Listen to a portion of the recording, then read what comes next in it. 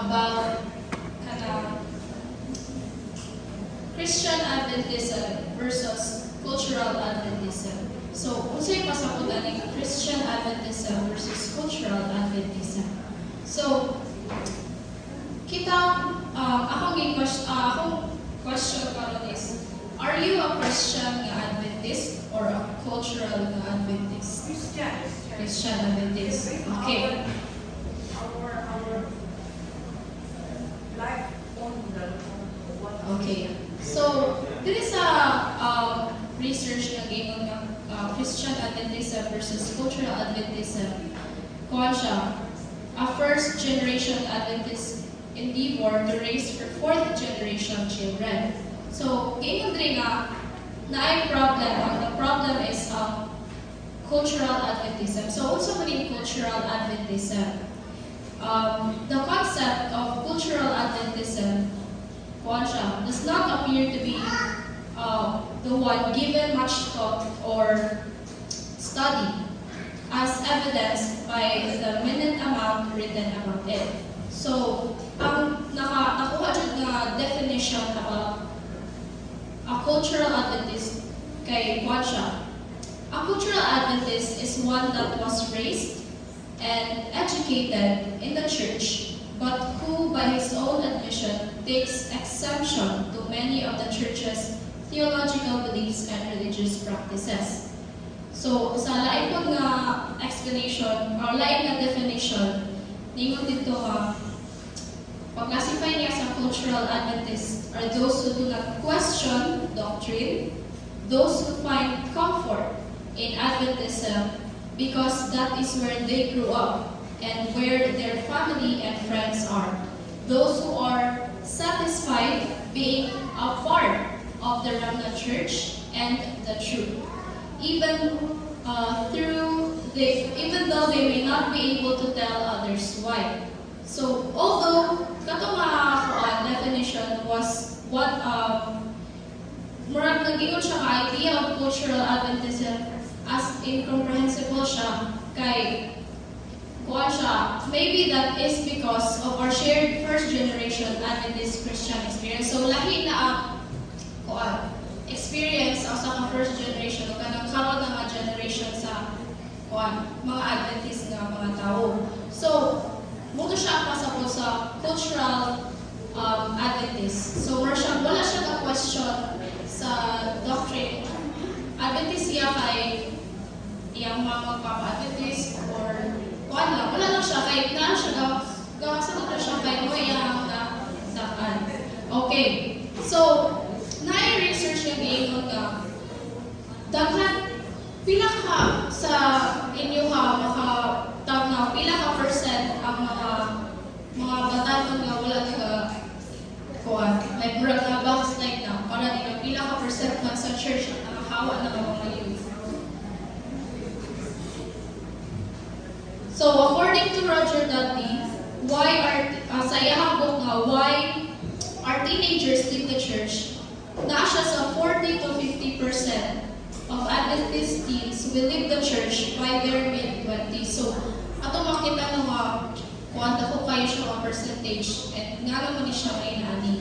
So, naihatag dire nga kay di ba na research mo so survey about nga naman sila mag-believe sa church. So, upat ka po. Ang first is lack of authenticity of church members. So, gingon diri nga young people place their priorities in relationships and action.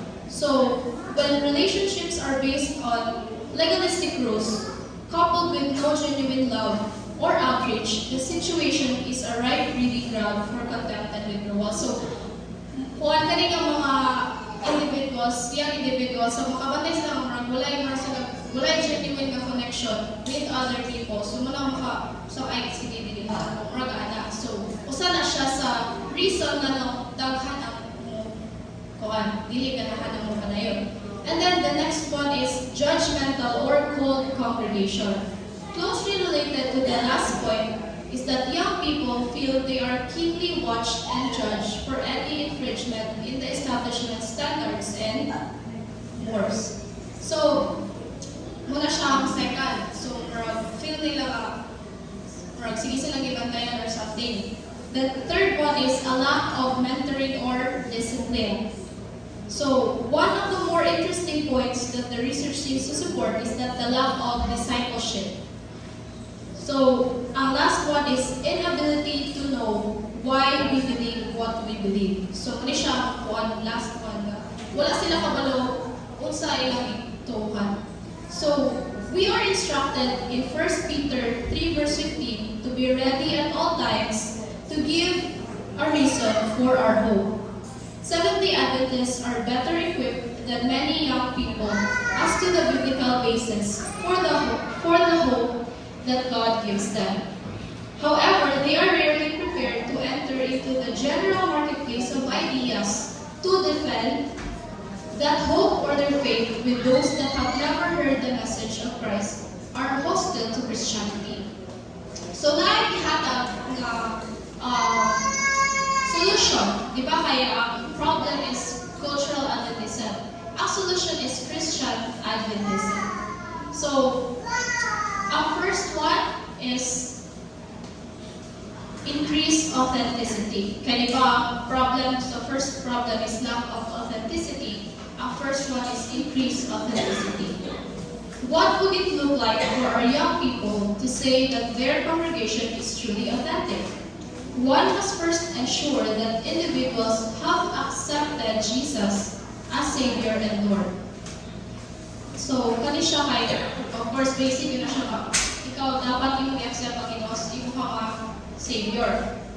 But, wala ko siya right way to act simply because they are generationally Adventist. Step 2 is to ensure that we grow in our relationship with God. So, if nag-grow tayo sa atong relationship with God, makita mo itong authenticity sa uban ng tao. The second one is be a warm and welcoming congregation. So, there is a particular church, warm and welcoming, but congregation. Yes, thank you, Sister Alicia. Sister Alicia said that we are a warm and welcoming congregation. So, daghan po naman mga tao mga ganahan mo balik-balik din sa church because we are a warm and welcoming congregation. So, I hope na mapadayo ka sa pagka-warm and welcoming. Next is make disciples. Our church places a high priority on evangelism. So, however, evangelizing others known as conversion does not signal the completion of our mission. So, kinahanglan niya kung nanatay buhat at dili lang tayo share sa message sa others. So, muna siya. And then last is learn and teach apologetics. So, unsa man yung apologetics? So, kuan siya. This is probably the most unfamiliar territory for the church leaders. So, in order to ensure that we are on the same page, ato i-define kung sa apologetics. So, kaning apologetics, ato ni siya makita sa verse sa Bible sa 1 Peter 3:15.